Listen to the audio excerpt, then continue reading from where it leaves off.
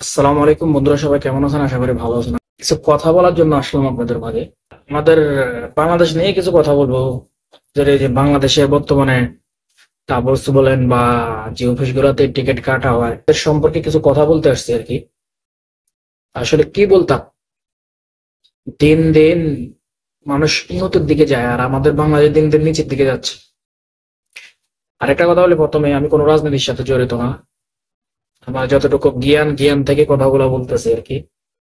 আপনারা যারা সিস্টেম গুলাতে আছেন, এই পদবি গুলাতে আছেন, আপনাদের কি বিবেক বুদ্ধি বলতে কোনো কিছু নাই নাকি? আমি সেটা বুঝতেছি না। আমি গত মেবি 1 বছর 3 মাস কি 4 মাস আগে, টোটাল মানে 15-16 মাস আগে আমি দেশে গেছিলাম সফরে।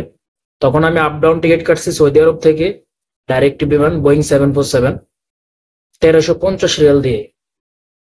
ঠিক আছে?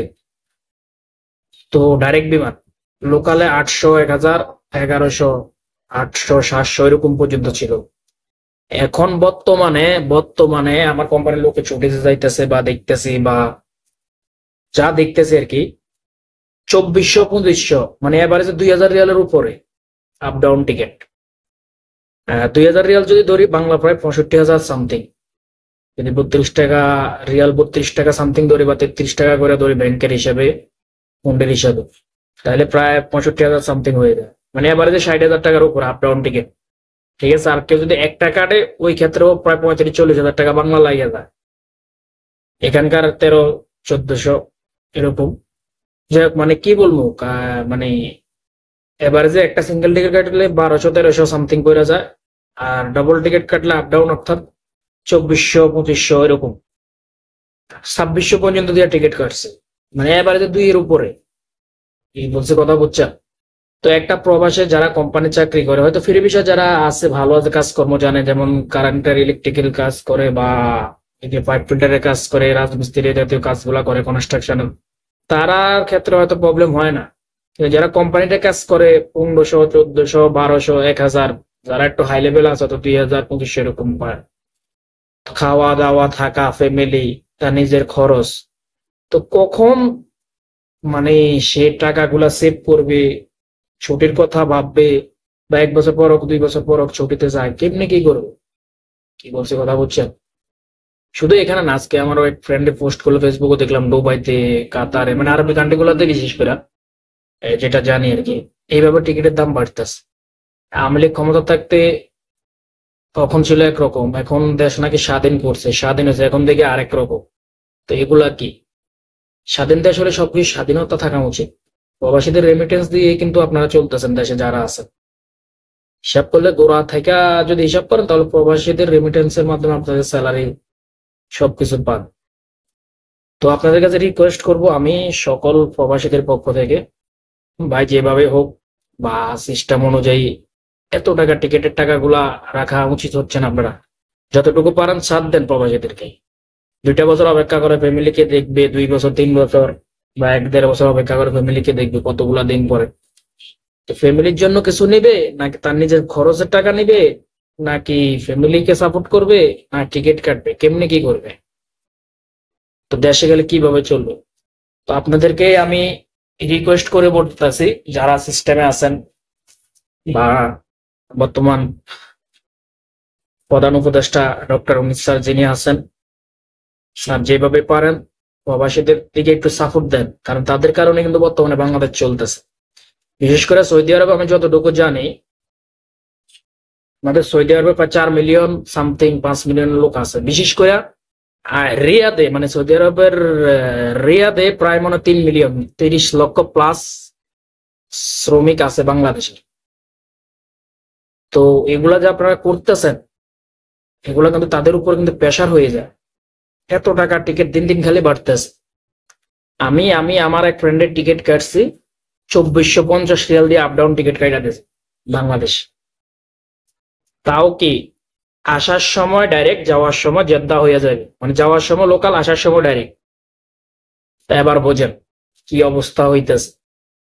তো আপনারা যারা আছেন উপর লেভেলে, প্লিজ আপনাদের কাছে হাত জোর করে অনুরোধ করতেছি, এইভাবে মানুষের উপরে জুলুম করেন না, প্রবাসীদের উপরে এভাবে জুলুম করেন না। তারাও কিন্তু মানুষ। আপনারা কিন্তু দিন শেষে ফ্যামিলি পরিবার নিয়ে থাকেন, তারা কিন্তু দিন শেষে খাওয়া দাওয়া ঘুম ডিউটি ওইভাবে তাদের জীবন যাইতেছে, সময়ের পর সময় চলে যাইতেছে। তো খুশি মানে ফ্যামিলির সাথে যাইতেছে কেউ ঈদ করতে বা কোনো কারণে বা সফরে যাইতেছে, কিন্তু আপনাদের এইসব কারণ অনেকে দেখা গেছে আরো বলে 4 মাস থাকি, 4টা মাস থাকে টিকিটের টাকাটা উঠায়, 2টা মাস থাকে টিকিটের টাকাটা উঠায়। এটা করতে করতে দেখা গেছে প্রিয়জন অনেকে হারায় যায়, হায়াত মত তো আর বলা যায় না।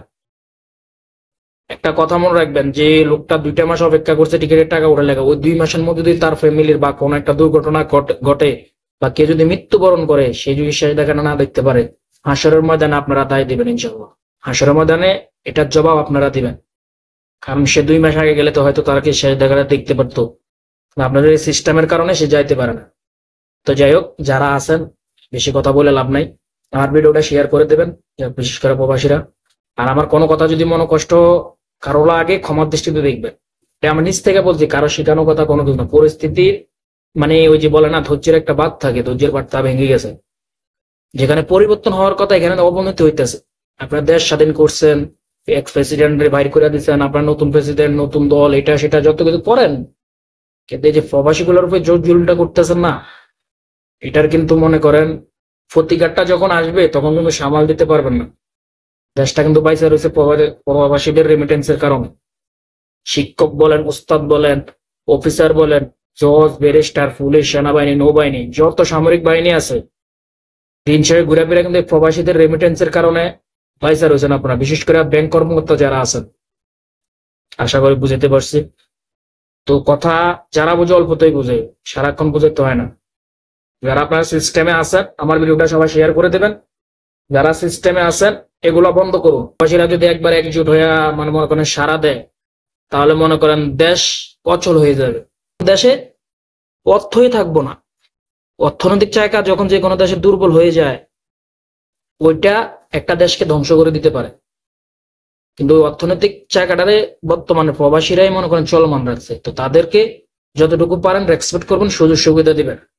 কিছু কিছু দেখি এয়ারপোর্টও জুলুম করেন, ওইদিকে আর গেলাম না, আজকে টিকিটের ব্যাপারটাই বললাম। এয়ারপোর্টে অনেক জুলুম করেন, ওইগুলো দেখবেন। বিশেষ করে প্রবাসীদেরকে একটা সিস্টেমে নিয়ে আসবেন, তাদেরকে সুযোগ সুবিধা দিবেন। তারা চললেই দেশ চলবে, তারা রেমিটেন্স পাঠালে আপনার ব্যাংক সচল, ব্যাংক সচল মানে দেশ সচল। আশা করি বুঝতে পারছি। যারা সিস্টেমে আছেন আপনাকে আবারও রিকোয়েস্ট করতেছে, আবারও রিকোয়েস্ট করতেছে, আবারও রিকোয়েস্ট করতেছে, এগুলো একটু বন্ধ করো, না হলে কিন্তু এটার প্রতিকার ভালো হবে না।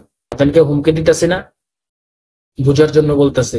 বুঝুন, শুনুন, দেখুন, তদারকি করুন, সুন্দর একটা ব্যবস্থা করুন। এরকম হেনস্থা করবেন না প্রবাসীদের।